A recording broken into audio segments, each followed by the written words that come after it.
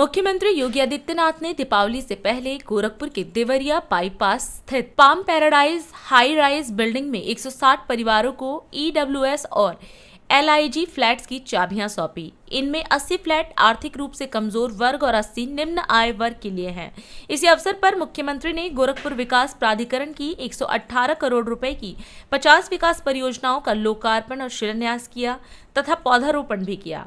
मुख्यमंत्री ने कहा कि हर परिवार का सपना होता है अपना घर। आज 160 परिवारों का यह सपना दीपावली से पहले पूरा हुआ है। उन्होंने बताया कि आवासों का वितरण पूरी पारदर्शिता से किया गया है। 40 विस्थापित परिवारों को प्राथमिकता दी गई है और बाकी का चयन लॉटरी से हुआ है। गोरखपुर विकास प्राधिकरण के ईडब्ल्यूएस व एलआईजी आवासों के अधिकार पत्र सौंपने और लगभग 120 करोड़ रुपए की लागत की परियोजनाओं के लोकार्पण और शिलान्यास के लिए आयोजित आज के समारोह में उपस्थित सभी लाभार्थीगण, उपस्थित बहनों और भाइयों, कोई भी परिवार होता है उसकी एक तमन्ना होती है कि वह अपने बल पर, अपने दम पर उसका अपना घर हो, सिर ढकने के लिए उसे छत प्राप्त हो। और आज 160 परिवारों को, जिनमें से 80 को ईडब्ल्यूएस और 80 को एलआईजी फ्लैट इस हाई राइज बिल्डिंग में प्राप्त हो रहे हैं। मैं इसके लिए उन सभी को, जिन्हें दीपावली के पहले यहां पर 160 परिवारों को आवास उपलब्ध हो रहा है, इसके लिए दीपावली का ये उपहार आपको प्राप्त हो रहा है। इसके लिए मैं आप सभी को हृदय से बधाई देता हूं, हमारी शुभकामनाएं।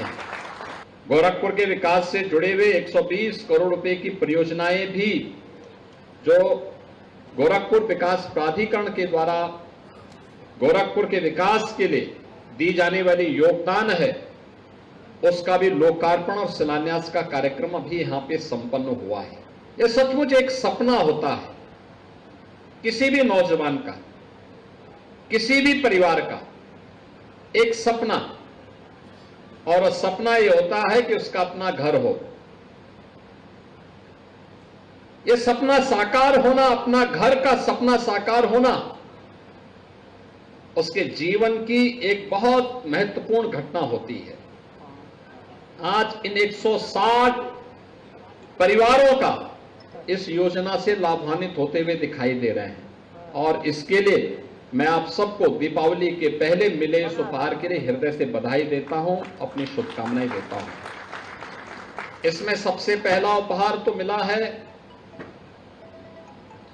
गोरखपुर विकास प्राधिकरण की जीडीए की हाउसिंग स्कीम में जो लोग विस्थापित हुए हैं, ऐसे 40 परिवारों को यहां पे ईडब्ल्यूएस और एलआईजी के फ्लैट उपलब्ध करवाए गए और बाकी 120 परिवार वे हैं जिन्हें लॉटरी के माध्यम से, जो गोरखपुर के निवासी थे, लॉटरी के माध्यम से उन्होंने आवेदन किया और आवेदन के माध्यम से उनका नाम आया और उनको यह आवास उपलब्ध कराया जा रहा है।